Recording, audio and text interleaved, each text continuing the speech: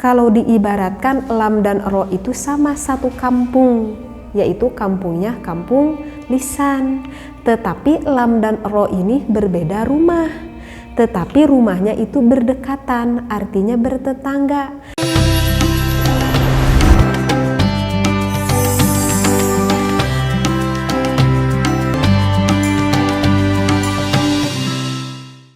Bismillahirrahmanirrahim. Assalamualaikum warahmatullahi wabarakatuh. Kali ini saya akan melanjutkan dari video yang sebelumnya. Saya menerangkan idgham mutamatsilain yang pertama, dan sekarang saya akan melanjutkan idgham yang kedua, ya, idgham mutaqaribain. Artinya adalah idgham yang berdekatan. Di dalam kitab Tuhfatul Atfal kita akan menemui ada nazam wa iyakuna makhrajan taqaraba wa fis sifati ikhtalafa yulaqaba, dan mutaqaribain ini ada di nazam yang bawahnya, yang artinya wa iyakuna makhrajan taqaraba, jika ada dua huruf yang berdekatan di dalam makhrajnya, wa fis sifati ikhtalafa, tetapi di dalam sifatnya itu berbeda, yulaqaba mutaqaribain, maka ini diberi nama hukumnya idgham mutaqaribain. Sebelumnya pernah saya singgung apa itu ta'rif dari idgham, ya, yaitu ibaratun an khaltil harfaini wa idkhalu ahaduhuma fil akhar, tercampurnya huruf dua dan masuk salah satu huruf yang awal kepada huruf yang kedua. Idgham itu terbagi menjadi tiga bagian, yaitu idgham mutamatsilain, idgham mutaqaribain, dan juga yang ketiga idgham mutajanisain. Mutamatsilain sudah selesai saya jelaskan, sekarang saya akan menjelaskan idgham yang kedua, yaitu idgham mutaqaribain. Apa sih definisi dari idgham mutaqaribain? Yaitu ayyataqaraba, ayyataqaraba makhrajan wakhtalafa sifatan. Ini ya, ini adalah definisi dari idgham mutaqaribain. Jadi definisi dari idgham mutaqaribain yaitu ayyataqaraba, di mana kita menemui ada dua huruf yang berdekatan makhrajan di dalam makhrajnya, wakhtalafa, tetapi berbeda sifatan di dalam sifatnya. Contoh misalkan seperti lafad qul rabbi, qul rabbi. Ini yang menjadi contoh. Setiap idgham, sebelumnya di dalam idgham mutamatsilain kan saya pernah menjelaskan huruf yang pertama sukun, huruf yang kedua berharokat, dan ciri atau tanda dari idgham yaitu harus bertasjid. Apakah di sini ada yang pertama sukun dan yang kedua berharokat? Ada. Yang pertama sukun, huruf apa yang pertama sukun? Coba perhatikan. Ya, ini huruf lam. Huruf lam yang pertama sukun. Yang kedua huruf apa? Ro. Ro-nya fathah berharokat, ya. Jadi untuk ciri idgham yang pertama sukun, yang kedua berharokat. Dan juga ciri selanjutnya dari idgham adalah apa? Bertasjid. Berarti ini adalah ciri dari idgham. Bagaimana kita ingin mengetahui apakah ini idgham mutamatsilain, ini idgham mutaqaribain, atau ini idgham mutajanisain? Bagi untuk pemula yang belum mengetahui makharijul huruf dan sifatul huruf, ini mungkin agak sedikit kesulitan, ya, karena kita harus mengetahui dulu setiap huruf itu keluar makhrajnya atau tempatnya itu dari apa gitu. Tetapi untuk pemula, bagi yang sulit, bagaimana tata cara pembacaannya? Cukup kita melihat ini saja, ada tanda tasjid. Di mana ada tanda tasjid di sini berarti ini adalah ciri harus kita idghamkan cara pembacaannya. Jadi cara pembacaannya bukan qul rabbi, bukan qul rabbi, tetapi dimasukkan lam kepada huruf ro.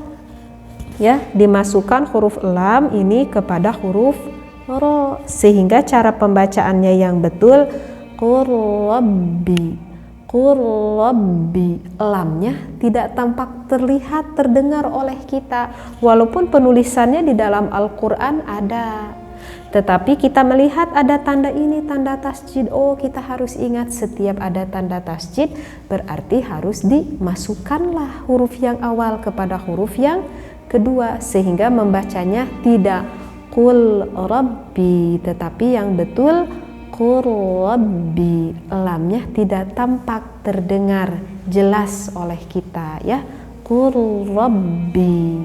Nah, bagi yang sudah mengetahui akan bagian dari makhraj, mungkin kita sudah tahu bahwa makhrajnya lam dan ro itu sama sebetulnya dari lisan. Lam itu keluarnya dari lisan, ro juga keluarnya dari lisan. Tetapi walaupun ini sama keluar dari lisan, tetapi berbeda tempat. Kalau diibaratkan lam dan ro itu sama satu kampung, yaitu kampungnya kampung lisan. Tetapi lam dan ro ini berbeda rumah, tetapi rumahnya itu berdekatan, artinya bertetangga. Kalau lam itu makhrajnya dari torfu lisan ila hanakil a'la, sedangkan makhrajnya ro ini dari dhuhru rosi lisan. Sama lisannya tetapi berbeda tempatnya atau berbeda rumahnya. Boleh dikatakan satu kampung, satu lisan kampung, tetapi berbeda rumahnya gitu. Tetapi walaupun berbeda rumahnya, berdekatan ini makhrajnya lam dengan makhrajnya ro. Beda rumah tetapi rumahnya bergandengan, artinya berdekatan, bertetangga gitu ya. Sehingga yang dinamakan mutaqarribain ayyataqarraba makhrajan, berdekatan makhrajnya.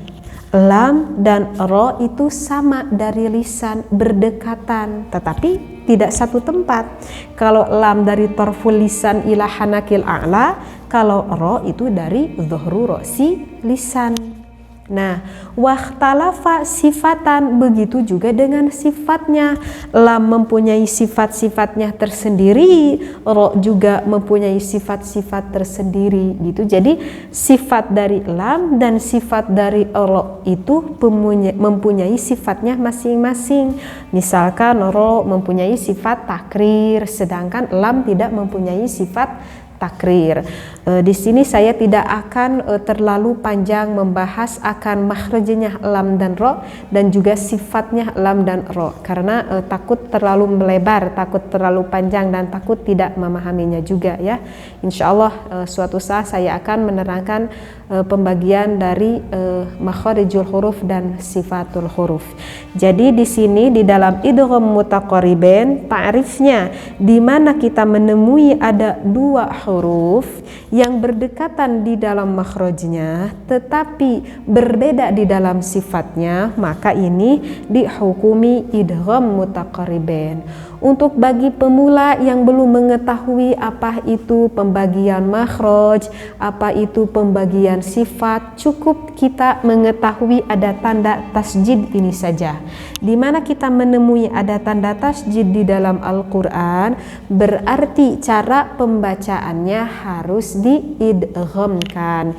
Diidghamkanlah lam dimasukkan kepada huruf ro sehingga lamnya tidak nampak, hanya ro-nya yang kita dengar. Qul rabbi, bukan qul rabbi tetapi qul rabbi, begitu ya. Oke, kalau saya tanya lafadz qul rabbi, membacanya harus dibagaimanakan, diidghamkan. Kenapa kita idghamkan? Karena kita diberi hukum idgham mutaqarribain. Apa ta'rif dari idgham mutaqarribain? Ayyataqaraba makhrajan wahtalafa sifatan. Yang artinya berdekatan huruf dua di dalam makhrajnya tetapi berbeda di dalam sifatnya. Untuk kaidahnya wa ayyakuna atau wa iyyakuna makhrajan taqaraba wa fis sifat ikhtalafa yulaqqaba mutaqaribain. Dan ta'rif dari idgham adalah ibaratun an khaltil harfaini wa idkhalu ahaduhuma fil akhar, yaitu istilah dari tercampurnya huruf dua yang masuk salah satunya ke dalam huruf yang satunya lagi. Baik, begitulah mungkin untuk penjelasan idgham mutaqaribain yang kedua. Nantikan untuk idgham yang ketiga, yaitu idgham mutajanisen. Wabillahi taufiq wal hidayah. Wassalamualaikum warahmatullahi wabarakatuh.